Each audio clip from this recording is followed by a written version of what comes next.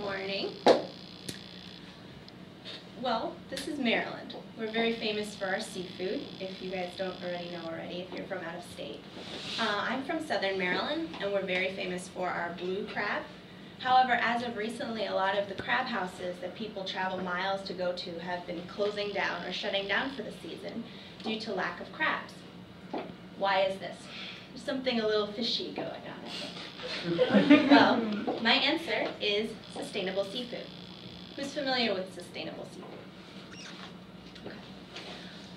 What is sustainable seafood, for those of you who don't know what it is? Today, I'm going to tell you not only what sustainable seafood is, a little bit of an overview of the seafood industry, reasons to switch over to sustainable seafood permanently, and where you can find sustainable seafood. The Marine Stewardship Council, which is the organization that qualifies organizations as sustainable, says that it is fishing or farming, fish farming, that maintains and protects the ecosystems the seafood was acquired from. This basically means if you're taking something out, you should put something in. Kind of like the whole Arbor Day concept. If you cut down a tree, you should plant one. So sustainable seafood, in short, has three main criteria. Sustainable fish stocks, which is, like I mentioned before, if you take something out, you're supposed to put back in. Minimal environmental impact, which I will go more into later, meaning you don't affect the environment that you're taking the fish from. You just take the fish and peacefully leave. And effective management. This means fair trade, fair wages, and just a clean environment for the fish to be in. This is a little overview of the seafood industry as of late. Here we can see in 1950, there was almost no red area, almost no crashed fish farms.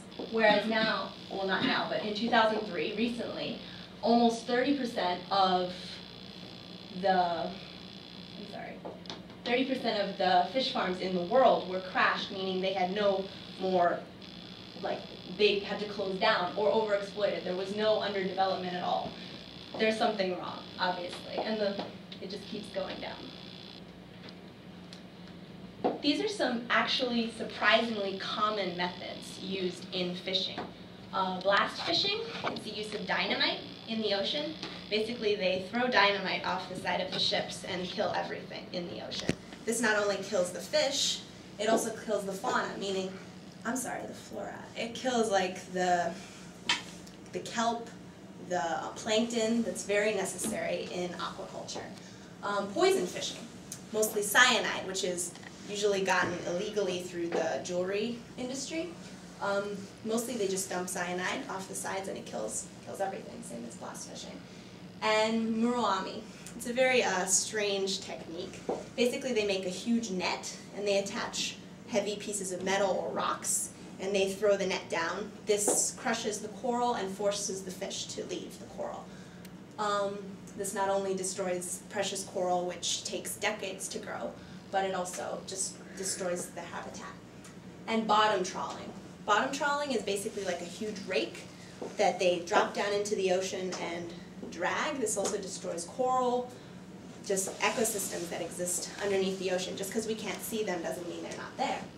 And large-scale drift nets.